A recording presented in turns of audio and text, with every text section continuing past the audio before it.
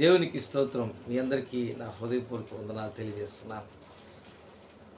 యాకోబు రాసిన పత్రిక 1వ అధ్యాయము 27వ వచనంలో ఒక అద్భుతమైనటువంటి దేవుని యందు భయము భక్తి కలిగినటువంటి వారు ఏ విధంగా ప్రవర్తించాలి అని యాకోబు యేసుక్రీస్తు యొక్క దాసుడు, ఆయన శిష్యుడు, అలాగే ఆయన దగ్గర యేసుక్రీస్తుకి దగ్గర బంధువు, ఇలాగా ఎంతగానో ఆయన దేవునికి సన్నిహితుడిగా ఉండినటువంటి యాకోబు.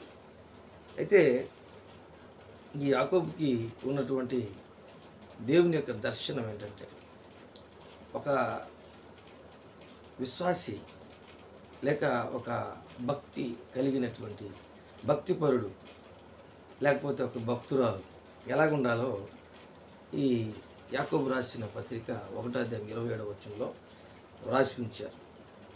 తండ్రి అయిన దేవుని ఎదుట పవిత్రమును నిష్కలంకమైన భక్తి ఏదనగా, దిక్కులేని పిల్లలను విధవరాండ్లను వారి ఇబ్బందులలో పరామర్శించుటయు, ఇహలోక మాలిన్యము తన కంటకుండా తను తాను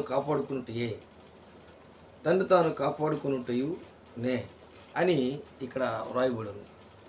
దేవుని బిడ్డలారా, ఒక భక్తి కలిగినటువంటి వ్యక్తి ప్రార్థన చేస్తేనే కాదు, అనేకులకి వారు మేము ఇలాగ ప్రార్థన చేసాం, ఇలాగ మీ కొరకు ప్రార్థన చేసాం, ఇలాగ మేము మీ కొరకు ఉపవాసం ఉండాం, ఇవన్నీ చెప్తూ ఉంటాం. కానీ కొన్ని సందర్భాల్లో మనం నిష్కలంకమైన భక్తి అంటే కలంకము లేనటువంటి భక్తి దేవుడు కోరుకుంటున్నాడని మనం గుర్తు చేసుకోవాలి.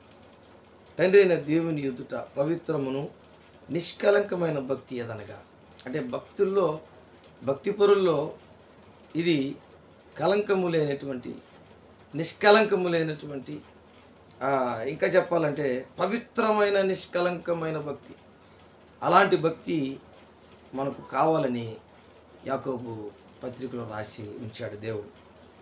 ఇది మొట్టమొదటిగా ఈ భక్తి కలిగినటువంటి వాళ్ళు చేయాల్సినటువంటి పని ఏంటంటే, దిక్కులేని పిల్లలను పరామర్శించాలి, వారికి సహాయం చేయాలి, వారి అవసరతల్ని తెలుసుకోవాలి, వారికి అక్కర్లు తెలుసుకోవాలి.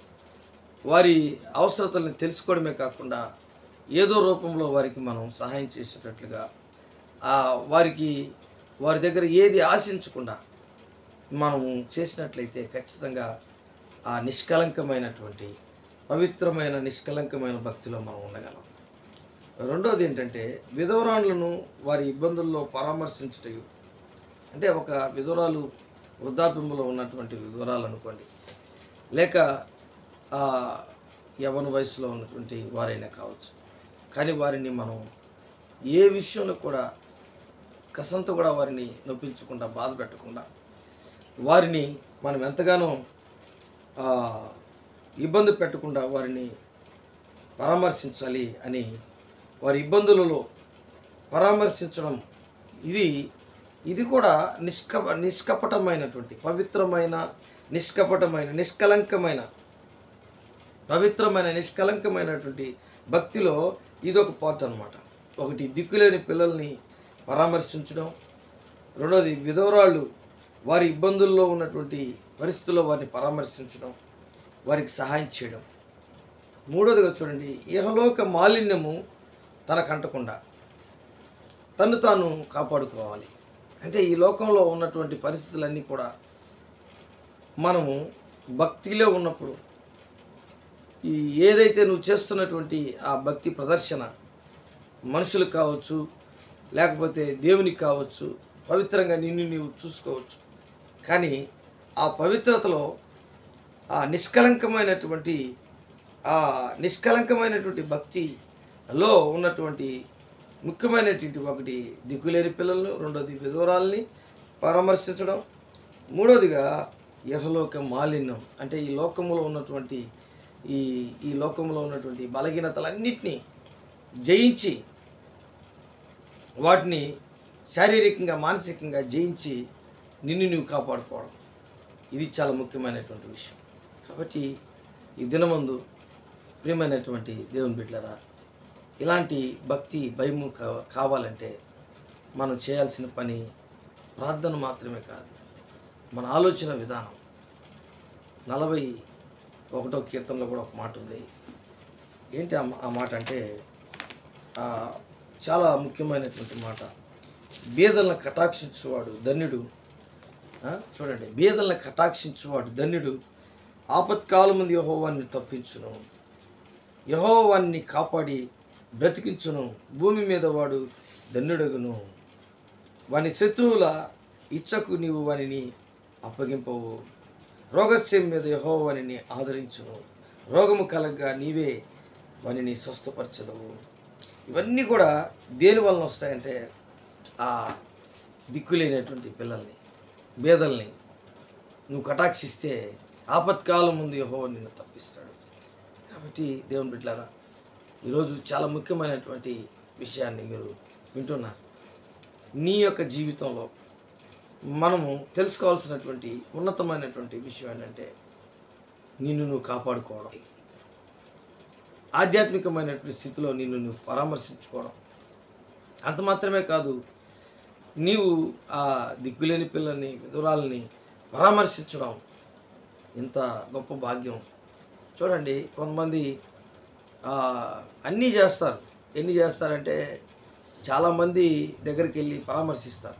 మరి ముఖ్యంగా బాధల్లో ఉన్నటువంటి వారిని పరామర్శించరు. మనం స్నేహితుల దగ్గరికి వెళ్తాం, కష్టాల్లో ఉన్నటువంటి వారి దగ్గరికి వెళ్ళాం, బంధువుల దగ్గరికి వెళ్తాం. ఇంకా చెప్పాలంటే ఎవడైనా కష్టాలు మనకు చెప్తే వాడి దగ్గరికి ఇంకో రెండోసారి మనం పోం, వాడికి ఫోన్ కూడా చేయం. దేవుని బిడ్డలారా, మనం అలా ఉండకూడదు. ఎవరైనా కష్టాల్లో ఉన్నారు, వాడు తప్పుడోడో, వాడు మంచోడో, వాడు చెడ్డోడో తర్వాత సంగతి. వాడు కష్టాల్లో ఉన్నప్పుడు వాడిని మనం దూరంగా పెట్టకూడదు. కృంగిపోతాడు, వాడు బాధపడిపోతాడు. కాబట్టి నువ్వు దేవుని ప్రేమ చూపించాలి. నీలో ఉన్నటువంటి దేవుడు ఈ లోకంలో ఉన్నవానికంటే గొప్పవాడు. కాబట్టి ఆ యేసయ్య ప్రేమ నేనేం చేస్తుందంటే ఆధ్యాత్మికమైనటువంటి స్థితిలో గొప్ప కార్యాలు చేయుటకు. నీ యొక్క దగ్గర నీకు సామర్థ్యం లేదు, నాకు లేదు, కానీ మనలో ఉన్నటువంటి యేసయ్యకి ఆ సామర్థ్యం ఉంది. నువ్వు సహాయం చేయకపోయినా ఏదో ఒక మూలముగా, ఏదో ఒక రీతిలో వారు బాధపడుతున్నటువంటి పరిస్థితిలో నువ్వు సహాయం చేయగలవు. దేవునికి స్తోత్రం. కాబట్టి ఇది చాలా ముఖ్యం. దేవుడి వాక్యాన్ని దీవించి ఆశీర్వదించునుగాక.